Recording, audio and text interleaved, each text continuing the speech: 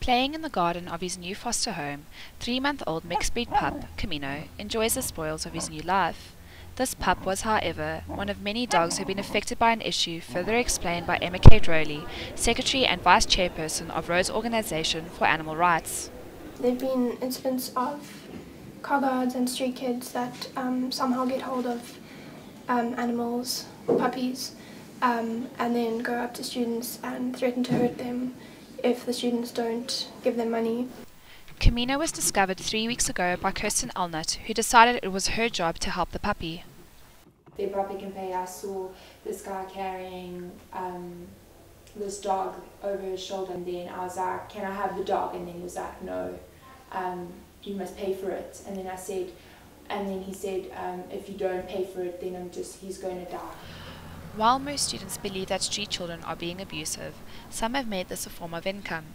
19-year-old Joseph Township inhabitant George Peter believes that he is within his rights to use dogs as a form of income. Why I'm selling my small dogs, I can't expect a lot of food for the dogs. That's why I'm selling it, and not to let them stay hungry, you see. And also me, I'm selling the dogs to can get some living for me. 18 dogs now, small puppies. All the puppies, I'm only expecting to take 2 for me. You see, 2 men dogs. The rest of the dogs, I can sell it. While SPCA refused to comment on the issue, animal rights activist, psychology lecturer and former SPCA employee Henriette van Zyl provides an alternative view of this issue. I'm not sure, other than in the case of very clear abandonment or neglect, that why shouldn't poor people also be making money out of animals like rich people? I think the violation happens where the people haven't actually got the money to sterilize the animals. If there was a situation with animals who were being sterilized, or there was a free access to sterilization, then you could say, okay, we don't want people breeding animals. But while poor people have as much right to having an animal as rich people have, the SPCA itself always says pet ownership is not a right, it's a privilege. And I always think that it shouldn't necessarily be a privilege. I'd rather think that pet ownership is a responsibility.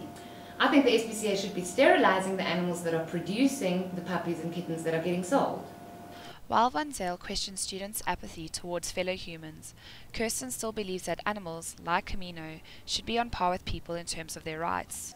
Well, I don't know who exactly should do something about it, but I think that definitely there needs to be stronger laws enforced in South Africa about animal rights and animal cruelty. I think that animals are more than just commodities. They are living creatures and they deserve as much rights as we as humans have.